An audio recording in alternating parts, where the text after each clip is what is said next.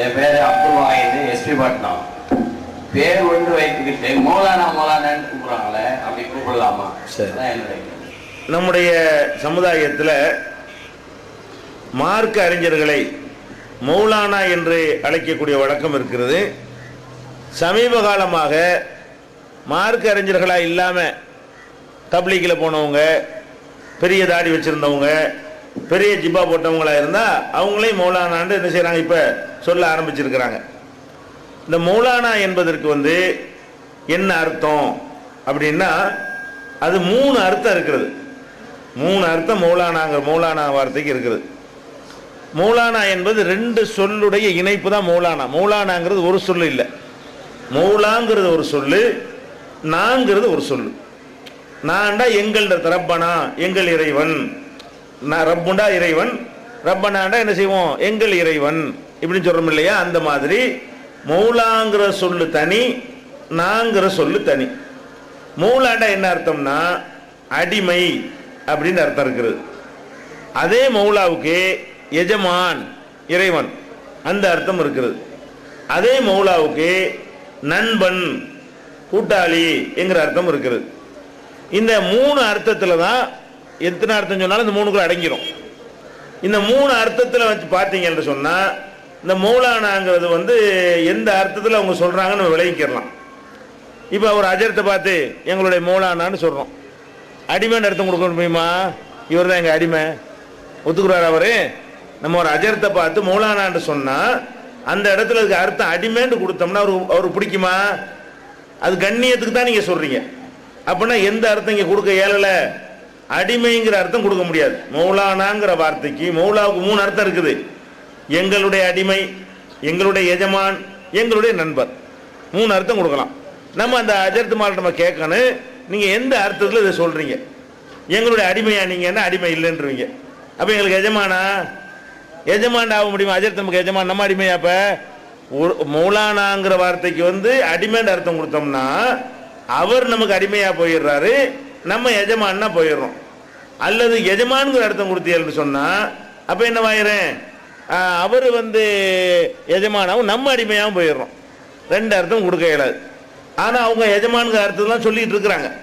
3வது அர்த்தம் என்ன? நண்பர் அப்படின்னு அர்த்தம்.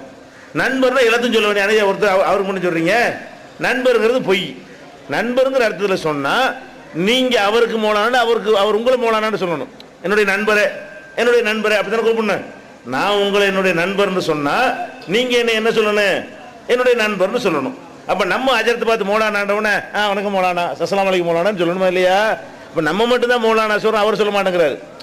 நம்ம மட்டும் அஜரத்தை பார்த்து மௌலானாங்கிறோம், அஜரத்து நம்மளை பார்த்து என்ன செய்ய மாட்டேங்கிறாரு, மௌலானா சொல்ல மாட்டேங்கிறாரு. அப்ப இது மௌலானாங்கிறது நண்பருங்கிற அர்த்தத்தில் அவங்க சொல்லலை.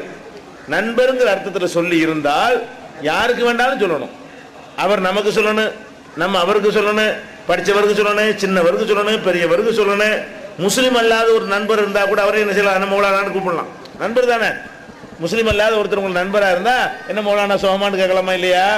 அப்போ இந்த நண்பருங்கிற அர்த்தத்திலையும் அது அந்த அர்த்தம் கொடுக்கலாம். ஆனால் இவங்க அந்த அர்த்தத்தில் சொல்கிறது கிடையாது.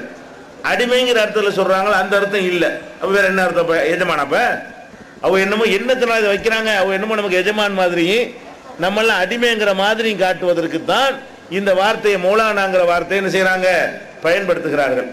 அந்த அர்த்தத்தில் பயன்படுத்துவதாக இருந்தால் அது அல்லாஹ்வுக்கு மட்டும்தான் சொல்லணும்.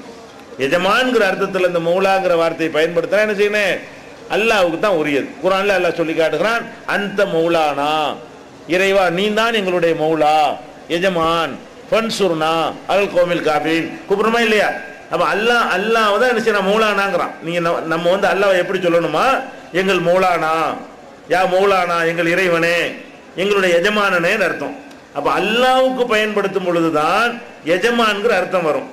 மனிதனுக்கு பயன்படுத்தினா ஒன்னு அடிமைங்கிற அர்த்தம் வரும், இல்லைன்னா நண்பன்கிற அர்த்தம் வரும். அந்த 2 அர்த்தத்தில் அவங்க பயன்படுத்துவது கிடையாது. அடிமைங்கிற அர்த்தத்தில் பயன்படுத்தினா அவர் மட்டம், நமக்கு மேல மட்டமா போயிடுறாரு. அஜரத்தை பார்த்து என்னையா அடிமை அப்படின்னா எங்கள் அடிமையே என்று கூப்பிட்டார், கோவரமா வரமாட்டேங்குதா?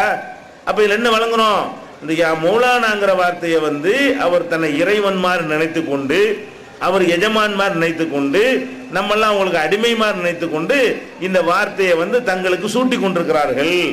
அதனால தான் அவங்க தங்களை மட்டும் மௌலானான்னு சொல்றாங்க, நம்மள மௌலானான்னு சொல்ல மாட்டேங்கிறாங்க.